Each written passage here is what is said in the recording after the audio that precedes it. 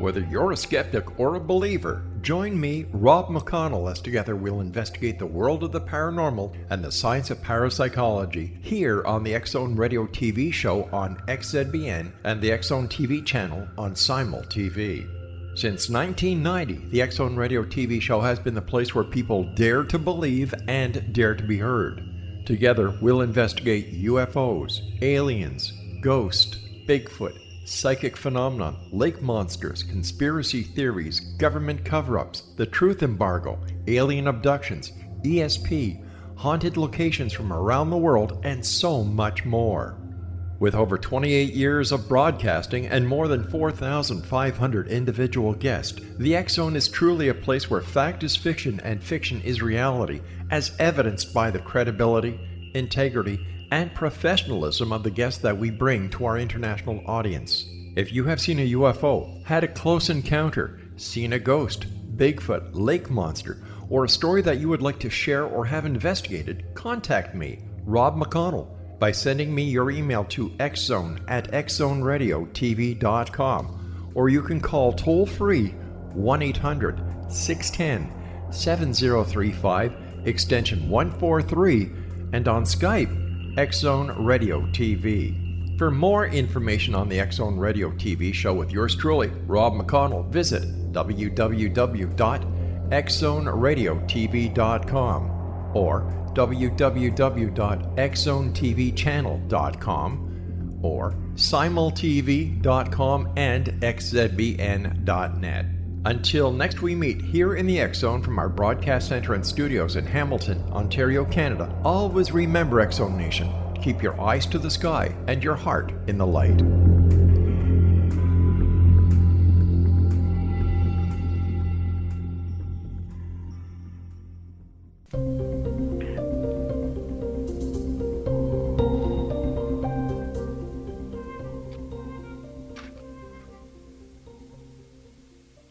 Hi, good afternoon, good morning, good evening, wherever you are.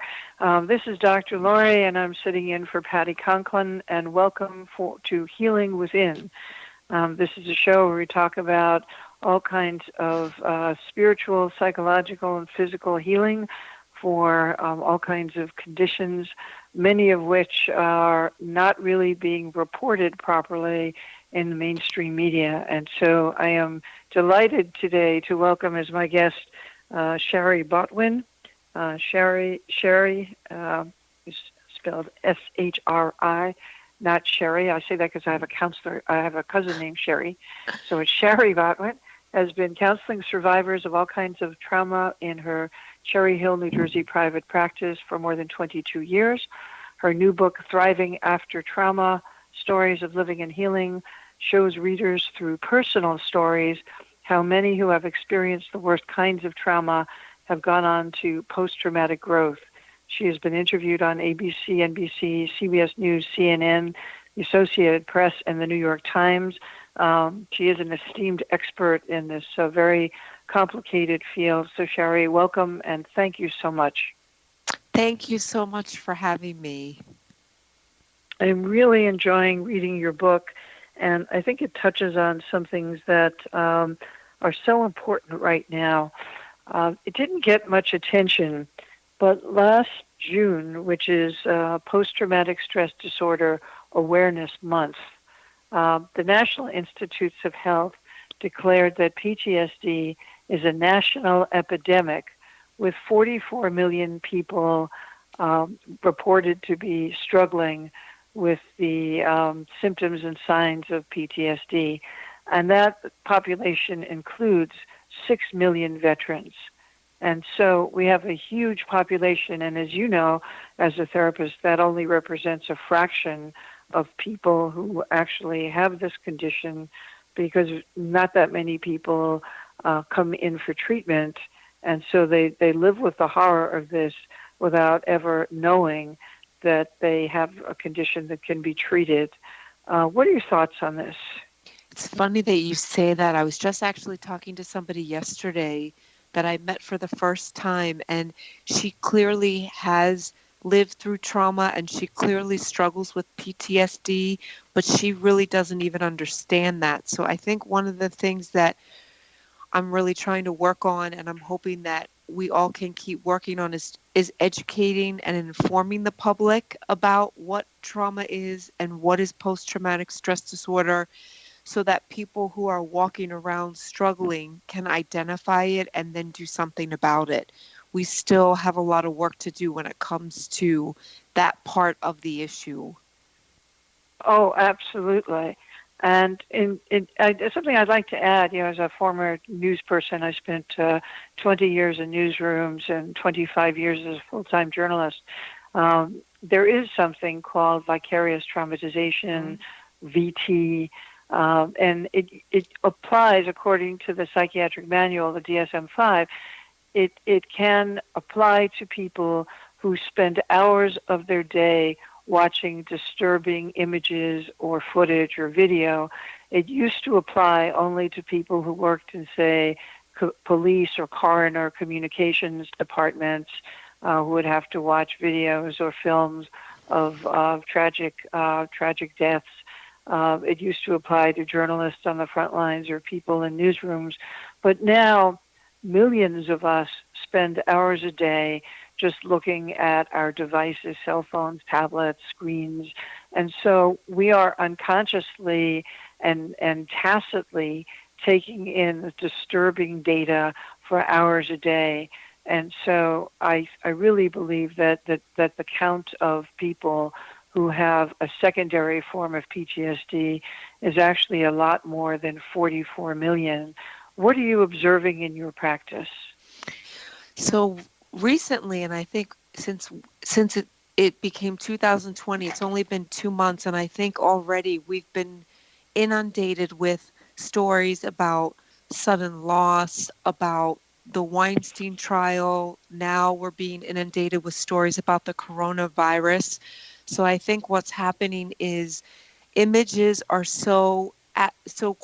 we're so quick to find them. Sometimes when we're on our phones, we're not even looking to hear about these stories. And I go and turn on my phone and I look at my news feed, or I'm on social media, and all these different stories, and not just the stories, but people's reactions to these different stories. And I think what's happening, especially for people who already have difficulties at home, who are dealing with histories of trauma, who are dealing with illness in their family, people who are dealing with combat as part of their background.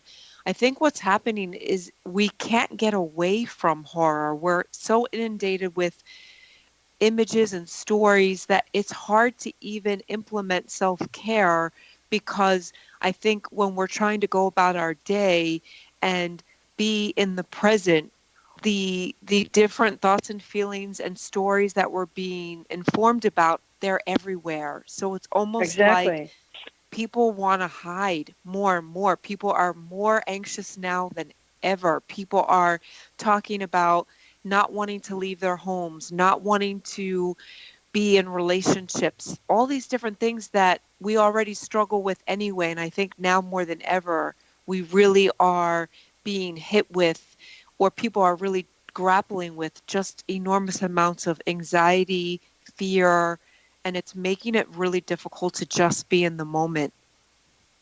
Well, I think you've hit on a very important point, because the statistics last year show that anxiety is through the roof statistically. I think it's well over 100 million people are on medication, have been diagnosed with anxiety, and PTSD is an anxiety disorder or condition. And it's everywhere. It's ubiquitous. Even if you're not looking for it, it flashes in front of you. The images are constant. And, as I write in my book, The Five Gifts, we instinctively tend to want to swipe it away. But in swiping it away, we are escaping and burying our heads in the sand. And when something traumatic or life-threatening, or we witness even a near miss on the road where we're seconds away from an auto accident and we come face to face with our own mortality, having to face the tragedy and the sudden violent losses that are being presented to us all the time, really makes it difficult for people because we tend to escape. And then when it happens to us, we can't change the channel. We don't know what to do. How do you cope with experiencing directly a near miss, or witnessing or living with somebody who has been through sudden and violent experiences? We'll talk about sexual trauma specifically a little later on in the show. But can you help our listeners? What are the first things that you would say to somebody who has just recently, say, come back from combat or recently experienced some kind of traumatic event? I think the most important thing is to talk about what happened. As much as we want to run and not face the horror, not have to digest and know what happened, in order to prevent long-term complex chronic post-traumatic stress, it is just so important to begin processing what happened right after it happened. So I think what I try to talk to people about is doing the opposite of what feels instinctual. Our instincts are to run, to push things under the rug, to not have to keep reliving what just happened. But in order to not relive, in order to not be inundated or live a life in fear and in despair and in grief, we really do need to address it. So I think the idea of speaking and talking, really for any kind of trauma, but especially for somebody who's just come back from war. I work with people who were serving in Iraq 30 years ago. And when I talk to one person specifically that I did write about in the book, whenever we begin to talk about him witnessing his best friend being killed, he fills up with all kinds of feelings, mostly just deep sadness and horror about what he saw. And I think part of what I feel every time we talk about it is he is expressing 30 years later what he felt 30 years ago. And if somebody had sat down with him and helped him and supported him and got him to be able to figure out how to deal with what just happened, when he talks about it in 2020, it wouldn't be as painful.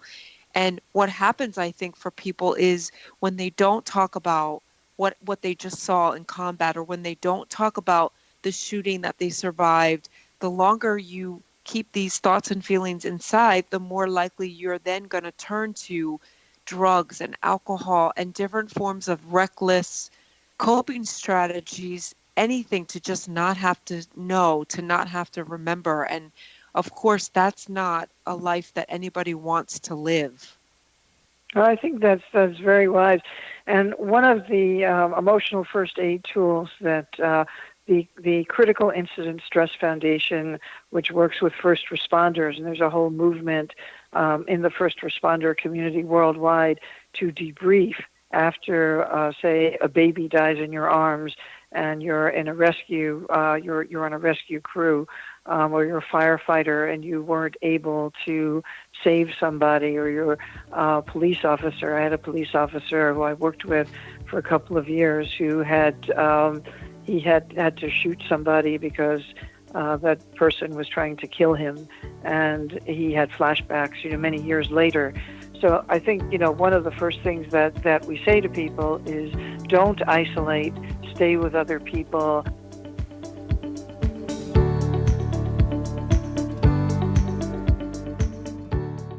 Patty Conklin grew up in Brooktondale, New York with a unique ability. Unlike others, she could see how the vibration of words and emotions affected the physical body. She discovered how to release stored emotion and facilitate healing. This began today's Conklin method of cellular cleansing. The private practice grew with tremendous results, as did her reputation. More and more people sought her out, bringing her into the home for healing. She soon realized she could even teach this to others, and they could shift perception and thus prevent illness from occurring. Patty Conklin quickly became a frequent keynote speaker, and she developed a curriculum for teaching the Conklin method of cellular cleansing. For more information, visit pattyconklin.com, PATTICONKLIN, pattyconklin.com, or call 404 404-0086. That's 404-474-0086.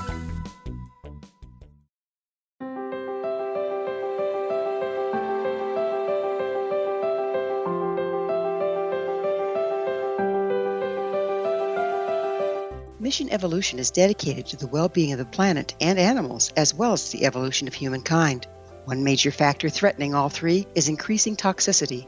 Heavy metals and other environmental toxins are poisoning our bodies, deteriorating our brains, blocking our spiritual connection, and shortening our lives. Yet these poisons are extremely difficult to remove.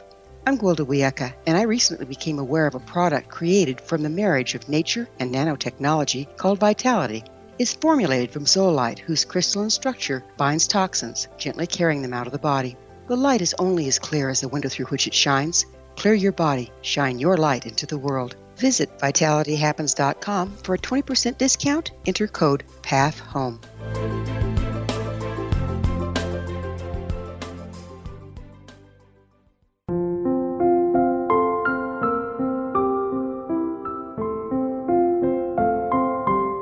I am Dr. Carl O'Helvey, founder, president of a new cancer foundation focusing on evidence-based physical, mental, and spiritual interventions, including natural cancer cures, prayer, meditation, affirmations, nutrition, and other related holistic cancer prevention and cure modalities. These are used in cancer education, research, and financing care. I ask for your help to continue this important work by donating at www.holisticcancerfoundation.com.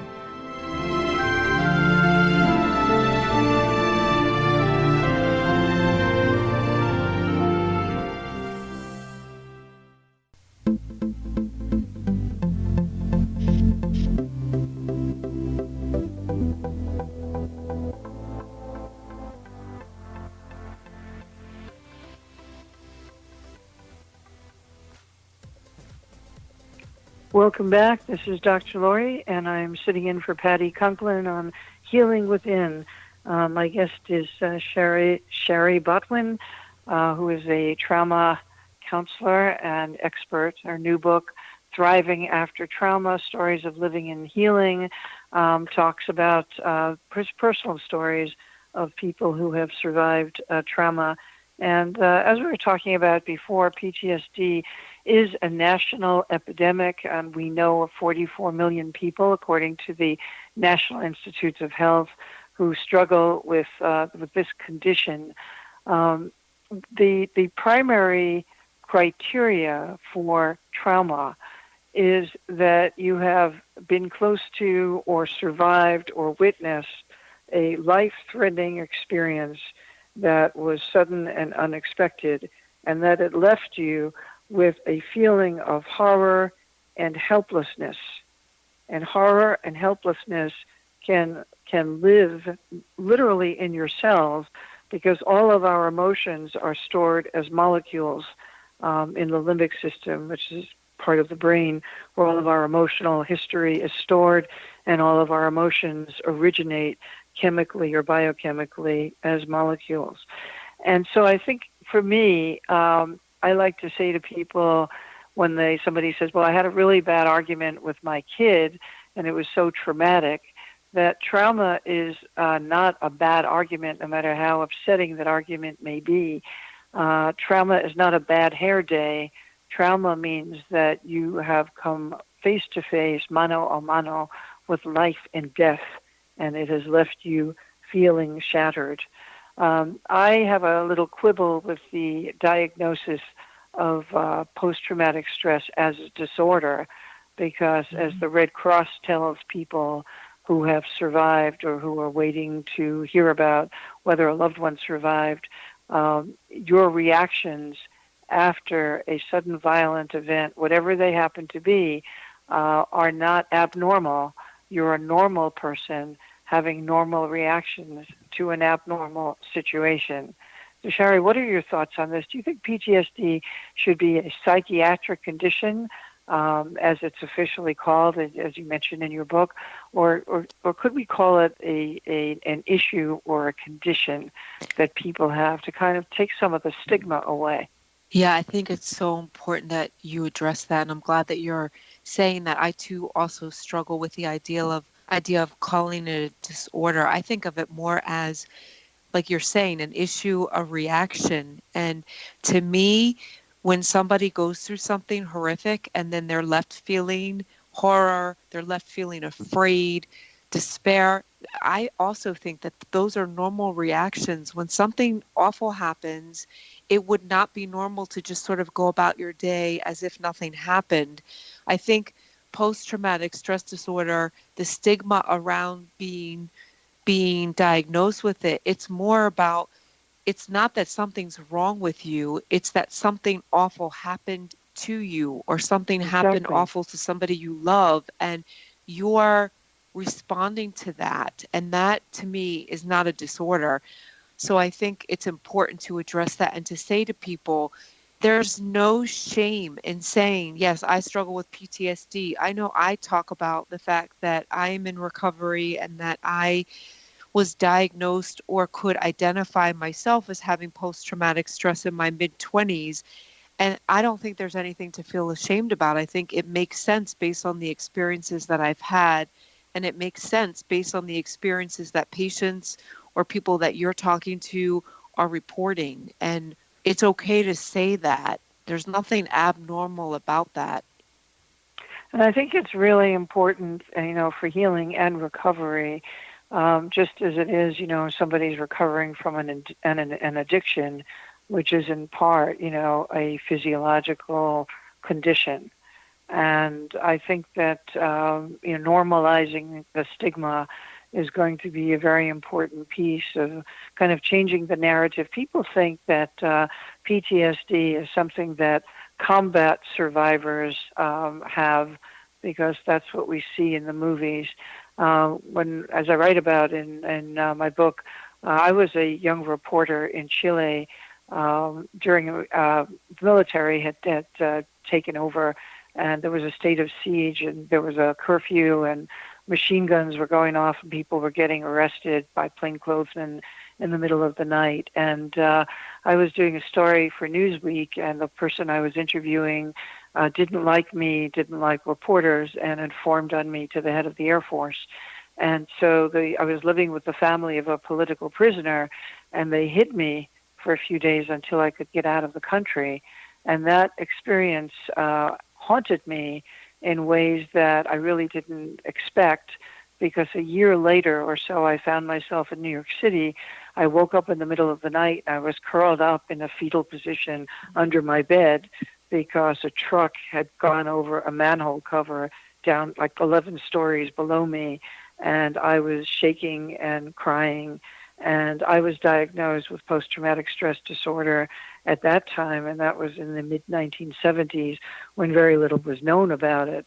And I do have, I call it intermittent hypervigilance. Mm-hmm. There are times I do have this startled response where my body feels hot-wired, and I feel like I'm going to jump out of my skin. And in working with people who have these reactions, how do you help them to identify how physical it is to be living inside your body when your cells don't feel safe? So I talk a lot with people about the idea that trauma of all different forms, we store that in our bodies.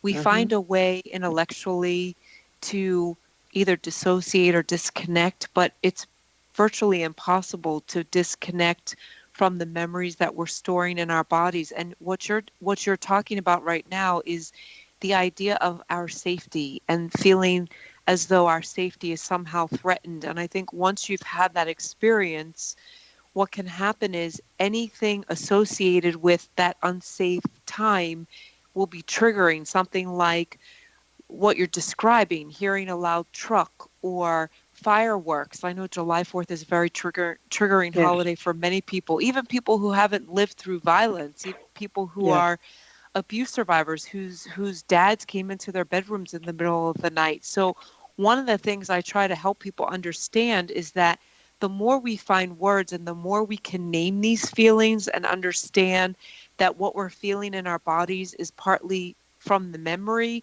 once we can recognize that and separate, that was just a truck going over a big hole. That's not actually a sign that I'm unsafe. Once we tag these feelings and we put them in perspective about where they're coming from, then we can find ways to put our feet back on the floor and feel grounded and safe in the environment that we're in now.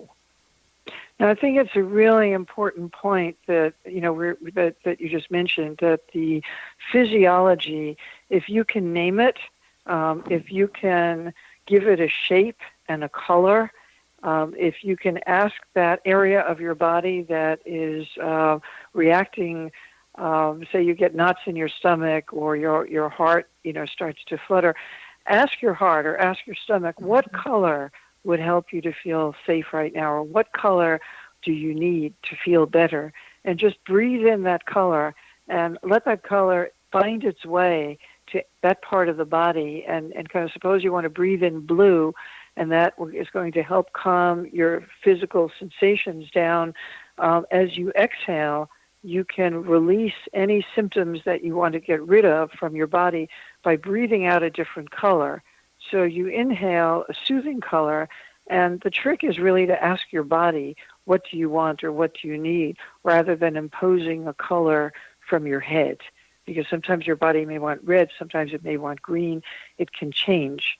And if you just inhale that body, remember, the mind is like an iceberg, and the tip of the iceberg that we can see that's above the water represents the part of the self or the part of the mind that we are aware of. And this is who we think we are.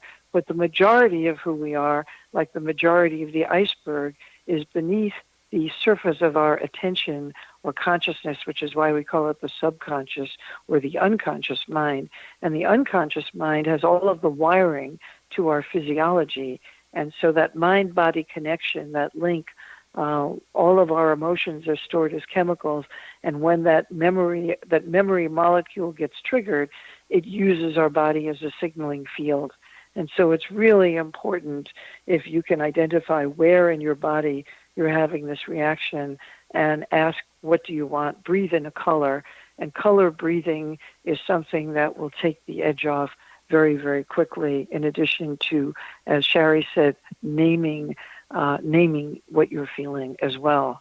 So that's very, very important. We want to be able to get away from the re-experiencing. When your body is feeling the trauma, even if it's 30 years later, you will start to re-experience it as if you're looking out through your own eyes and it's happening around you again. That's a flashback. Yep.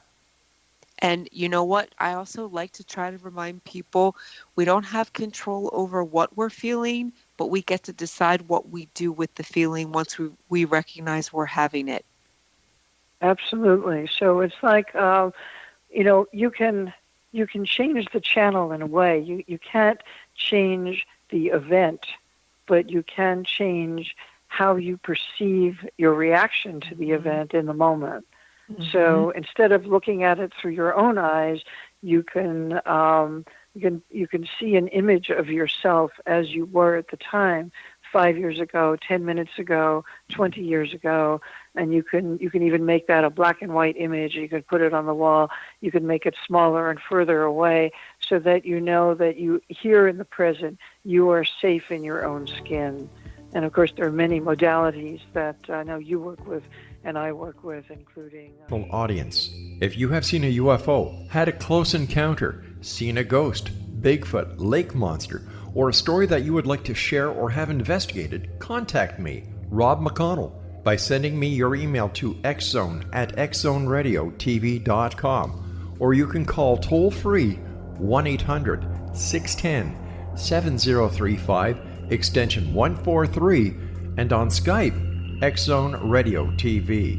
For more information on the X Zone Radio TV show with yours truly, Rob McConnell, visit www.xzoneradiotv.com or www.xzonetvchannel.com or simultv.com and xzbn.net.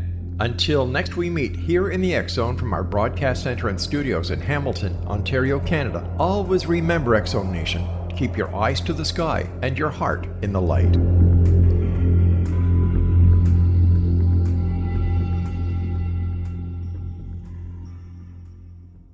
Join Patty Conklin and Healing Within Radio each week. More than entertainment, Healing Within offers educational, useful tools for everyday life. Listen for help overcoming fear, anxiety, and depression. Patty knows about eliminating cancer, MS, dementia, Parkinson's, and a host of illnesses that we face every day. Life can be good. Life is good. All you need are simple tools to start changing your life. Start right now by visiting pattyconklin.com, PATTICONKLIN. No matter where you are in the world, you can work with Patty through Skype, phone, or in person, visiting one of her retreats in Georgia. Visit pattyconklin.com today or call our offices at 404-474-0086. That's pattyconklin.com or call 404-474-0086.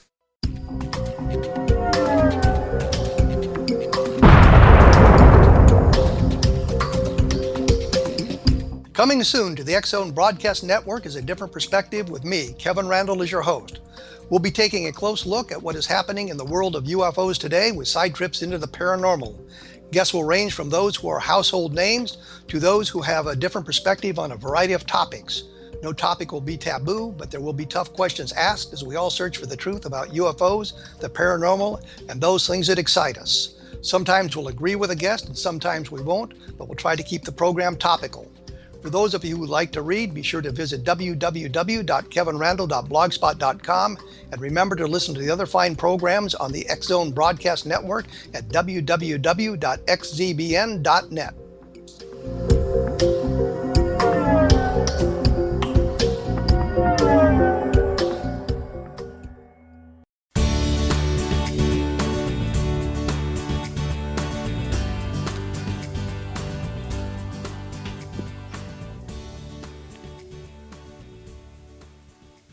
Hey, welcome back. This is Dr. Laurie sitting in for Patty Conklin on Healing Within.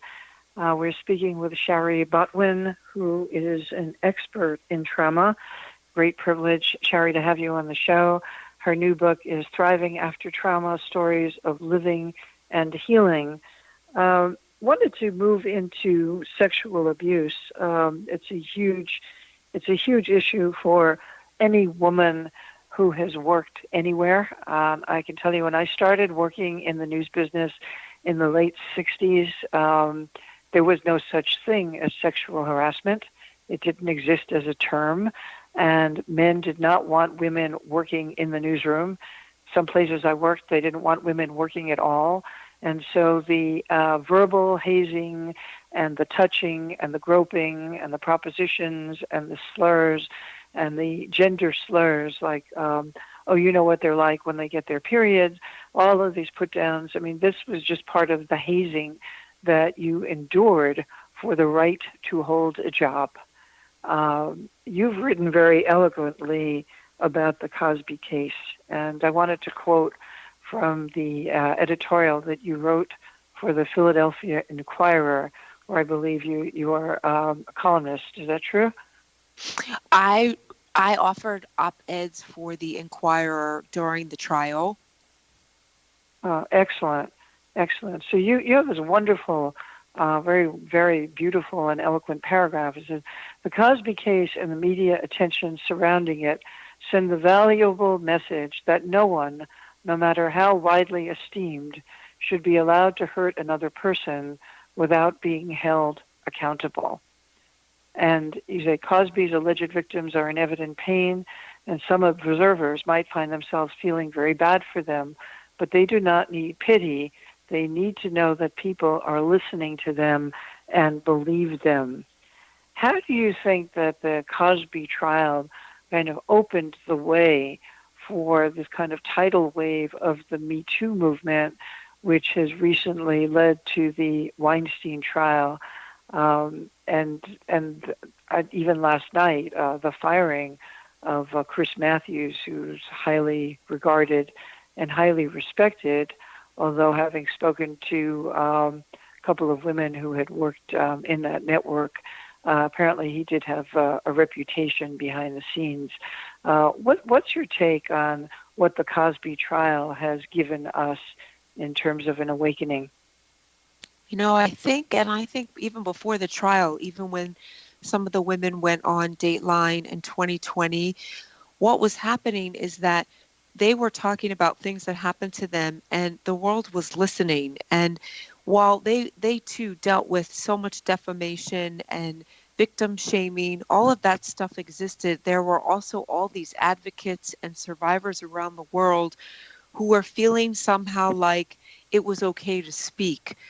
By them stepping forward and sitting in a trial and testifying and confronting a man with so much power, I think what it left people feeling like, even before the verdicts came in, it leaves people feeling like finally somebody's listening, finally somebody believes us. I know when I was at the trial, we talked a lot about that as we were sitting in those hallways, what felt like for years, waiting for the jury to come back with the verdict. We were talking about the verdict itself. While that was important, of course, what was more important was that this story was getting attention from the media, and people all over the world were watching survivors and people who've been through awful experiences. They were watching them speak and be heard, and they were watching them stand up to their abuser. And I think that was so empowering for so many people around the world. I know for me, it lit a fire under me. It made me feel like, you know what, if they can sit there in a courtroom and talk about the worst times of their life, then I certainly can be talking about things that happened to me, or I understand even more now why the work I'm doing and being a witness and listening to others, how valuable and how important and how healing that can be. Oh, it's incredibly powerful to be able to validate that, again, to go back to the definition of horror and helplessness. And when I see and when I listen to the accounts of women who were raped by powerful men in the business, I think about my own horrifying and helpless experiences, and I'm laughing not because it was funny, but because there's just these memories are acutely present. And in fact, there was one that resurfaced that I actually hadn't thought about, where a producer had exposed himself underneath the tablecloth at a New York restaurant and attempted to put my hand on his erection, and I started screaming, and he turned bright red. I still remember he had a bald head like Harvey Weinstein, and I went running out of the restaurant. And when the Me Too movement started, I had a flashback, as many professional women my age did, and I remember going to a phone booth and calling a friend, and she actually called me that night, and she said, when I saw that on TV, I thought of you, and I thought of that afternoon when you called me because you ran out of the restaurant. And so these memories can come back to us, and sometimes we wonder, did that really happen? Did anything that horrendous and abusive and violent and sleazy really happen? And I think that the Cosby trial and the Me Too movement is giving us permission to validate that, yes, these events, not only did they happened to millions of us. And I think, I think one of the things that came out of the trial, one of the things that I observed was each of the witnesses, this was in the second trial, had an opportunity to testify, and none of the other accusers were allowed to be in the courtroom when they were testifying. And what I kept saying to myself over and over as each of them stood on the stand was, they're all saying the same thing. They're all describing what was done to them. They're all describing the impact, the way that it affected them for decades moving forward. And when I think of Me Too and I think of all the messages that people are posting, the part of us that wants to say what you're saying, like, this can't be so, this couldn't have happened to me. I think what Me Too, hashtag Me Too, and Cosby and Weinstein, what it does is it affirms that while we wished and we hoped that these things didn't happen to us and we found ways to disconnect when they were happening, it reminds us that yes, it is actually possible that these things happened, and it didn't just happen to me. It happened to so many other people, and to know that I'm not alone in this experience in how I dealt with it, and I'm not alone in this experience and how it makes me feel 10, 20, 30 years later. That is empowering, and that's freeing, and that's part of what's helping people, more and more people, and men too, women and men, to step forward and talk about their history with abuse. I think that's really quite profound. And as I talk about in my book, the first gift is humility. And I think that humility is what you just described. It's the realization that these horrendous experiences are, unfortunately, part of the human experience. Women, going back to the Bible and even earlier, have suffered and endured sexual domination, and men who have won wars and risen to the top, that the perks of power always included grabbing wenches and begatting children. And it's kind of imprinted in male DNA that this is an entitlement. And now we're beginning to change that. And I'm really grateful that we're able to be speaking today with one of the pioneers of the women's empowerment movement, the standing up to power and challenging the entitlement that men have had for so many years. And I'm not saying that all men who are accused are guilty because they're accused. I think we have to be careful about that. But I think it's also important to acknowledge that sexual abuse in the workplace by men in power has been a characteristic and a hallmark of the politics of power for a long time. And now we're just beginning to have a say and a chance to begin to change some of that. So we'll be back in just a few moments with my guest, Shari Botwin. This is Dr. Laurie, and I'm filling in for Patty Conklin here on Healing Within.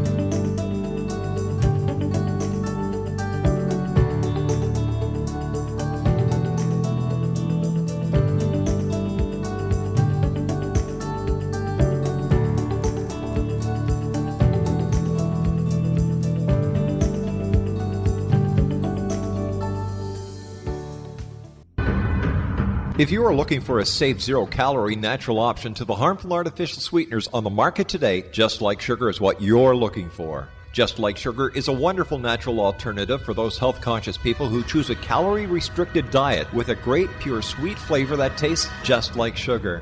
Just Like Sugar is a great natural option for people suffering from diabetes and may be useful in restricted diet programs where standard sugars are not allowed and does not cause a laxative effect of some other sweeteners. Just Like Sugar comprises a perfect blend of chicory root fiber, natural calcium, natural vitamin C, and Just Like Sugar's sweetness comes from the natural flavors from the peel of the orange. Just Like Sugar is a natural alternative to harmful artificial sweeteners and will change the way that you believe all natural sweetener products taste. Just Like Sugar is available at your local Whole Foods markets, Wild Oats markets, Henry's, Sun Harvest, and many other fine natural food stores in the U.S., Canada, and worldwide. They are here, and they've been here for thousands of years, making their presence known in the shadows. They might be seen by a lonely motorist on a deserted road late at night, or by a frightened and confused husband in the bedroom he is sharing with his wife. But who are they? What do they want? Why are they here? Perhaps most concerning, has the government been aware of their presence all along? The new book by Ellie Marzulli, UFO Disclosure, the 70-year cover-up exposed, delves into the world of UFOs. Can full disclosure be soon? Order now and receive a free hour and 37-minute DVD on the UFO phenomenon. UFOs are real. Get both the book and the DVD, a $40 value, for only $19.99. To order your book and DVD today, go to lamarzulli.net. That's LAMARZULLI.net. You have heard of the X Zone? Now watch it on Simul TV, plus 500 video games, live TV channels, free video on demand, worldwide, and more. Does this sound like tomorrow's television? Well, it is, but you can have it today, right now. It is Simul TV. Simul TV offers what the others only wish they could provide. 15 exclusive channels like X Zone, sci-fi, and horror. We are worldwide. No other provider offers that. 500 built-in video games. No need to have an extra expensive system. We have them included. Free video on demand. Live streaming events from around the world, interactive online network, and much more. Tomorrow's TV today. Simul TV. Sound too good to be true? Well, it's not. You can have Simul TV today. Sign up at simultv.com. Do it today.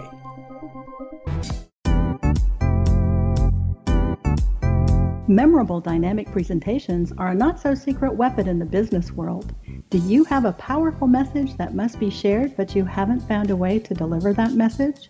Do you want to be known as a top public speaker who gets amazing results? Are you ready to create and deliver your powerful message? Thomas Hides can help you create and deliver your speech to get the results you desire. Visit iconquality.com. Did you expect your business to flourish, but instead it plateaued or didn't get off the ground yet? Would you like to achieve massive goals and discover new sources of income within your business? When you're ready to experience that type of success with fast results, Cindy Hendricks is the business coach for you.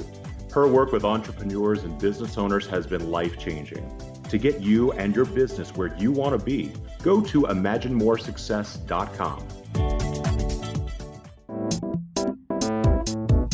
Has the fear of public speaking stalled your business or personal life? What would you give to develop and maintain supreme confidence? Have an invaluable private program to always perform at your best. Imagine how you would feel. You can have all that and so much more today with Thomas Hides' life-changing course called Number One Fear Unleashed. Visit numberonefear.com and be liberated from your fear of public speaking.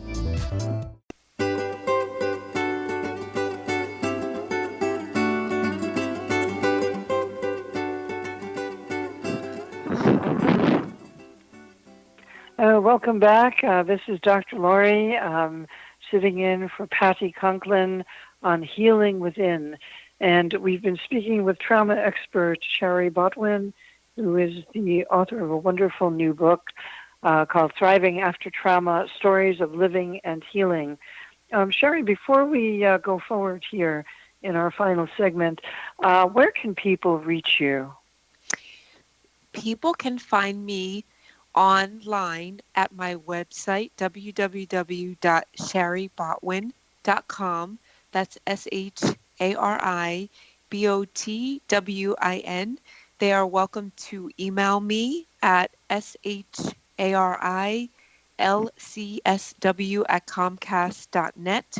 And of course, I'm on Facebook, Instagram, LinkedIn, and Twitter, and easy to find.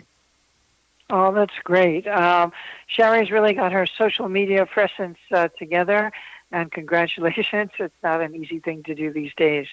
So I really admire you for that. Wanted to get back into, we were talking about sexual trauma, and unfortunately, this is something that a lot of kids experience.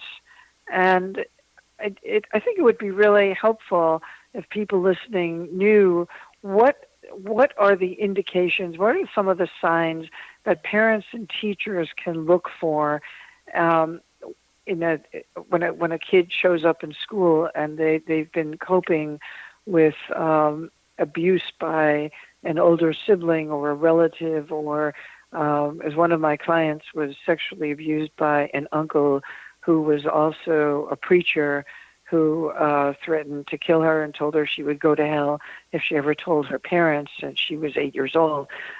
What are some, and I'm sure you've heard stories that are equally or even more horrifying, but unfortunately this is everyday life for millions of kids. What can parents and teachers look for, and how can they address it? So I think what I would pay attention to is the kid or the student who is looking very distracted and not present. Noticing if the kid is seeming socially isolated, withdrawn, having a difficult time connecting with their peers, and also paying attention to things that they say. If there's a kid who is starting to talk about subject matter that seems inappropriate for a small child or a young child, that would be a red flag. I think the other thing to be watching for is kids who are acting out, kids who are hurting themselves, hurting other kids, bullying kids. While of course not all bullies are being abused at home, there certainly there's a good chance that could be happening. So to just really watch, and I think to look for the kid who also is struggling with self-worth, self-esteem, anxiety. It's one of those things where everybody reacts to abuse differently. But if you see a kid in your environment that just doesn't seem like they're okay, and you have a gut feeling about that, usually that's the truth. So how would you bring it up with the kid? I mean, how would you address it in a way that where the kid feels safe, where the kid is not likely to distance himself or herself even more? I mean, I think it depends. I know with teachers, there's trainings that they have to go through, and I know that at this point they're mandated to report any cases where there's even the possibility. I think as a parent, I have an almost 9-year-old. I think a lot about how do I talk to my kid, or how can I help my friends or my patients recognize if something is going on, or talk to someone else's kid if I think something is going on. And I think what's most important is just to check in with kids, not necessarily ask them directly, is somebody hurting you, but to start conversations with kids about, do you feel like everything is going okay? If you ever felt uncomfortable in a situation, do you feel like you could say something, even if you couldn't tell me? Do you feel like you can talk to somebody? To be able to just give kids permission to reach out and not expect them to be able to describe or identify if they are abused or being abused, because usually kids don't really understand what that means, especially sexual abuse. It's such a confusing topic for even adults to comprehend that kids certainly cannot find those words. So really just to encourage them that they can talk to people, they can find an adult if they feel like something isn't right, even if that's all that they can say. I feel like something at home isn't right. And then to make sure that we get kids in the proper care, in the environment where they're talking to somebody that's trained, who can really ask questions in a way that's going to make them feel safe in a situation that certainly is making them feel unsafe.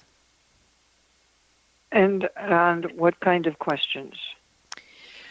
I mean, really, you start with asking them if they feel like everything is okay, and then to start talking with them about if they feel like there's anybody in their life that is touching them or talking to them in ways that make them feel uncomfortable. Usually kids from a pretty young age can feel in their bodies if they're being touched in a way that's not safe. To talk with them about who can touch you, who's allowed to touch you, and who shouldn't be touching you. That's something that I know pediatricians are talking to the kids about now. And I know that as a parent, it's something that, because I'm so informed about the topic, I'm very aware of the fact that I need to be talking with my little guy about what is okay and what isn't okay. And I notice that he's able to identify if something doesn't feel okay. So to really talk with parents about how to go about doing that. Sometimes it's not about questions, it's just about having a conversation.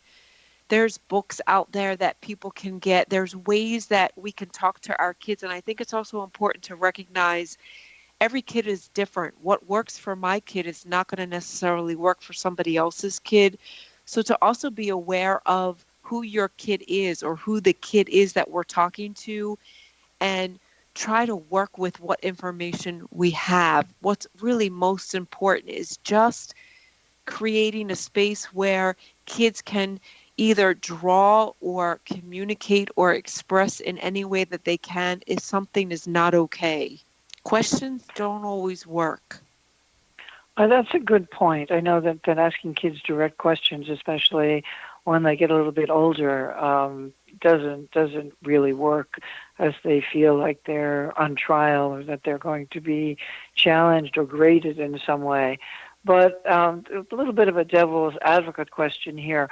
What about kids, and I've seen this as well, who make up stories or pretend that they've been sexually abused to get somebody's sympathy or to manipulate an adult, or to they'll threaten to call the police if the parent says, if the parent gets angry at them and threatens to take their iPhone away, and they'll start screaming child abuse and they'll threaten to call the police.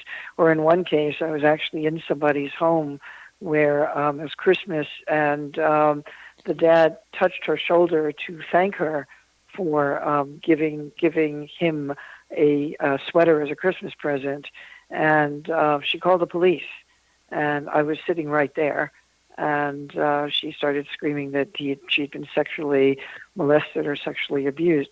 What do you recommend that parents or teachers can do in those situations? I mean, I think what we have to do is we have to try to make kids understand there's a way to play a joke, and there's things that we just can't be joking about, and to remind them that as soon as they start talking about anything that has to do with a kid's unsafety, whether it's abuse or any type of harm, that they're putting themselves and the people around them at risk to being accused of something that's not happening. You know, unfortunately, kids, they don't understand the magnitude of what these words mean. And I think to just really teach them from a very early age. It's one thing to, be funny or want attention, and it's another thing to put yourself or somebody in your family at risk.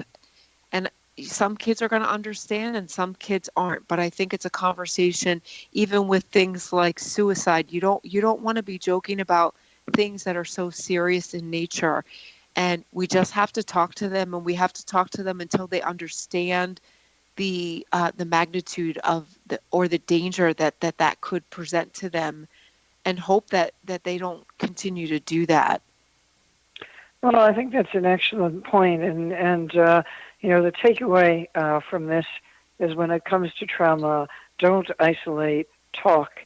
If you suspect that someone's been traumatized, find a way to introduce a level of safety. Ask if they're doing okay. Ask if there's anything that they need, and watch out for kids who isolate or become distracted.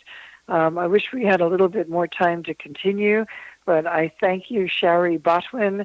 That's sharibotwin.com, and please check out her book, which is Thriving After Trauma, Stories of Living and Healing.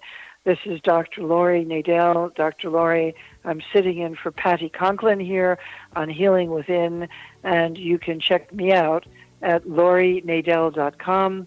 That's LURIENADEL.com. Wishing you a great week, and be sure to go out there and vote if you're in a state that's voting today. Thanks a lot, and see you again. Have a great day.